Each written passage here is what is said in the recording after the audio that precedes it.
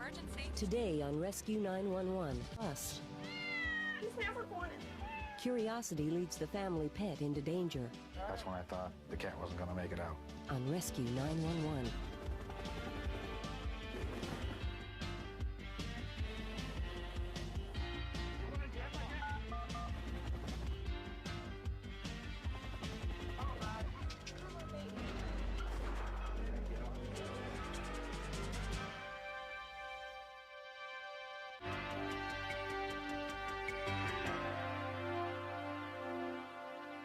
If you have cats, you've probably come to accept their eccentricities, just as Judith Keene of Bowie, Maryland, had accepted her cat, Honey Bunny's, particular and peculiar habit. Until one weekend in April of 1994, when it proved to be more than she could handle.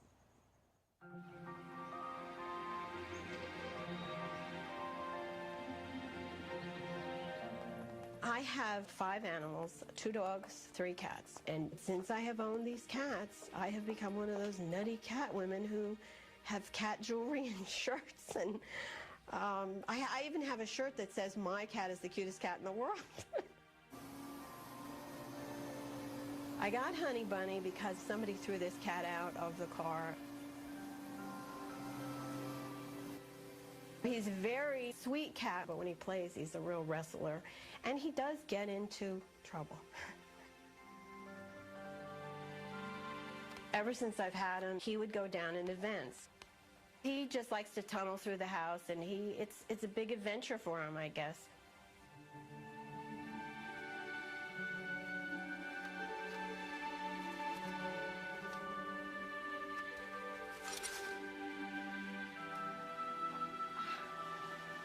Oh, come on, Honey Bunny. He had always done it, so it never occurred to me that he could hurt himself. I'm telling you, you need to get out of there now. My daughter says he's overweight. He eats only light cat food since he's been a year old, and he's still overweight. Honey Bunny, don't be coming in here. I said, "Honey Bunny, I am going to church, and I'm going out to dinner, and when I get back, you darn well better be out of there. You know, you can get into trouble in here. This is small." Judith returned home about 3 hours later. Hi, guys. Hi. Did you get Honey out of there? The first thing I did was go in to see if he was still in there. Oh, God. At this point, his whole head had advanced into the vent. Oh, my God. You need to get out of there. I tried to push him back and was unsuccessful. His shoulder seemed very tight, so I figured that he was stuck in the vent. Honey Bunny. Oh, Honey Bunny. I had no idea how to get this cat out of there, and that frightened me. Around 9:45 p.m., Prince George's County Animal Control sent Officer Julius Campbell to check on the problem. He was not making any noises to lead me to think that he was in any discomfort at all. And the little area that I could see him through was just too small for this huge cat to be pulled up through. Oh, right now, with animal control, we're not allowed to tear up anything in your house. Close that vent in that room there. What I advised her was to give the cat a chance to come out on his own. All right, Honey Bunny, listen. I did exactly what the animal control person told me. I put the vent cover on, and I put a vacuum cleaner over it so that the cat wouldn't keep trying to come out of the hole that he couldn't come out of because he's physically twice the size of it.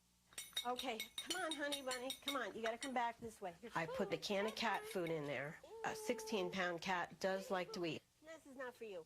And I had my animals come to bed with me. I was up pretty much the whole night. And I came down around 2 o'clock.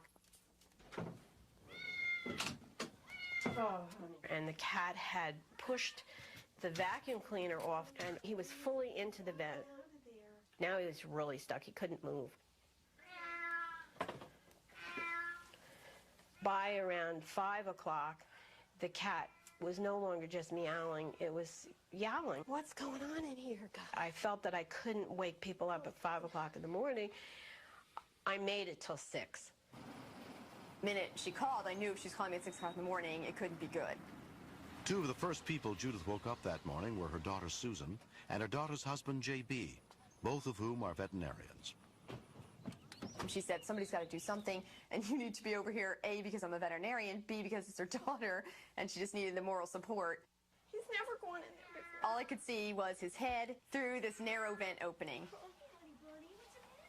Luckily, I could see his pink nose, which I knew meant that he was breathing okay and his color was good.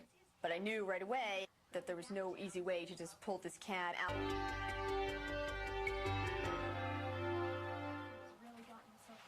It was early in the morning, and I didn't have my wits about me, so I envisioned somehow getting some heavy machinery to open up the floor to get the cat out.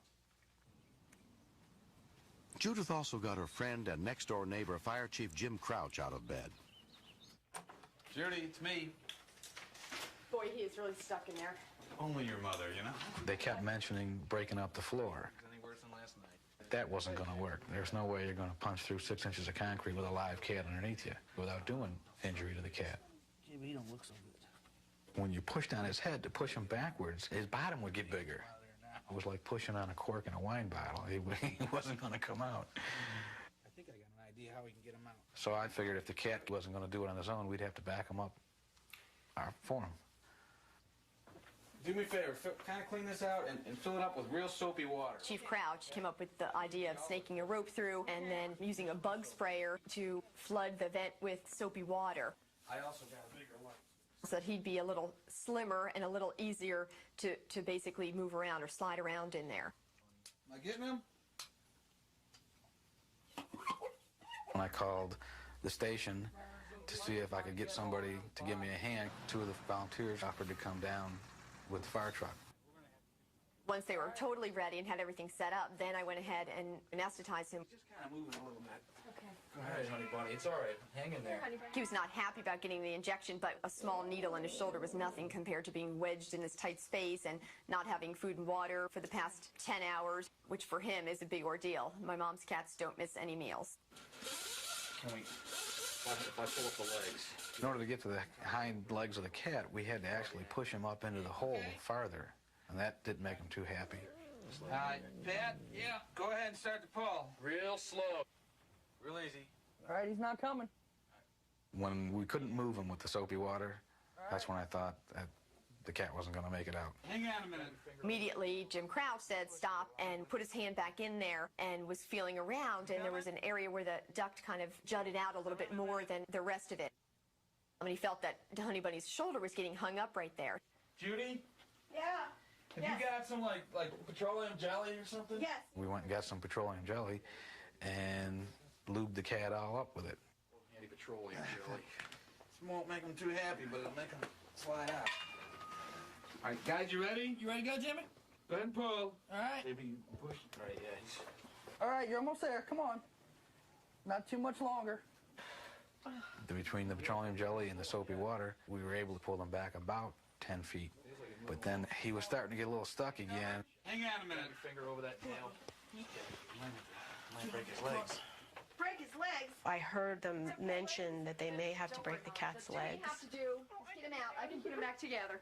With that, I was out the door like a shot.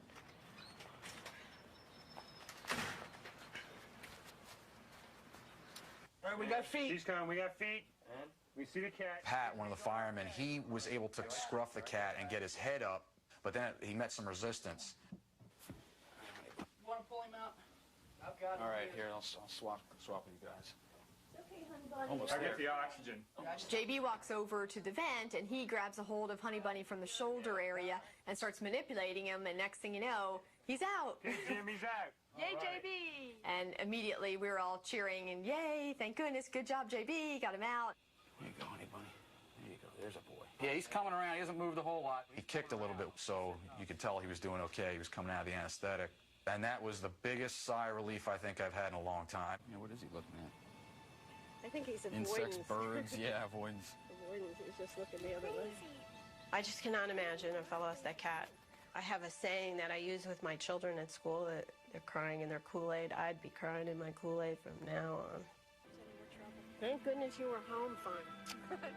My mom's love of animals while I was growing up is part of the reason why I ended up being a veterinarian. My mom says now if she had to do it over again, she would have one child and a lot more animals instead of one animal and 3 children, but I don't think she really means it. Peaches, scruffing your shame. Peaches, want a treat?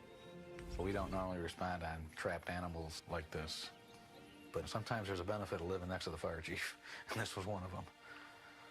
My enabler. Yeah, well, where'd I get them all? These people are wonderful. They're all volunteers. They come like Galahad, like, well, there are knights in shining armor. They just drive fire trucks today. Yes, you're good.